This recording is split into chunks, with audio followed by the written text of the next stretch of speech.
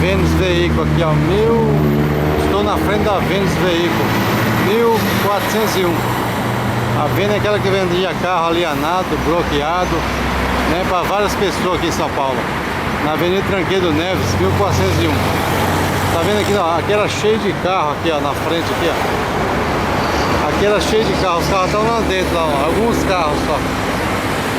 Alguns carros estão aqui dentro. Deixa eu aproximar a câmera aqui, ó.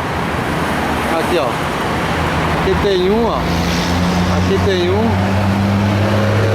Deixa eu ver se tem mais aqui. Aqui tem mais, ó. Tudo sem placa. Eles tiraram as placas do carro, ó. Tiraram as placas, né, ó. Aqui, ó. Carro sem placa, né? Deixa eu ver, ó. Aqui é um Palio branco, ó. Palio branco sem placa aqui. Aqui, ó. Deixa eu ir até ali na frente, eu vou mostrando aqui.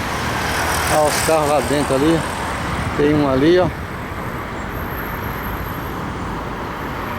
A outra aqui, um Celta. Tem um Celtinha aqui. Celta. Essa aqui é a Vênus Veículo, né? Que é aquela que passou na televisão na Record lá. Que vendia o carro alienado e bloqueado para várias pessoas aqui em São Paulo.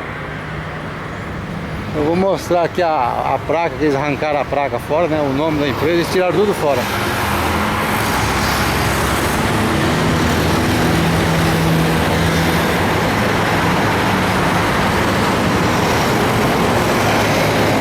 Aqui, ó. Vou mostrar aqui a placa. Aqui, ó, só tá o sinal da placa só aqui. Tá o sinal da placa, né? Que eles tiraram fora a placa. Tá só o prédio aqui, né? Depois que eles venderam vários carros alienados e bloqueados para várias pessoas, aí eles pararam de vender, né? Tô filmando tudo aqui, ó, para mostrar a Vênus Veículo. Vou voltar para trás de novo. Vamos aqui a avenida, ó. A Avenida Tranqueiro Neves aqui, ó.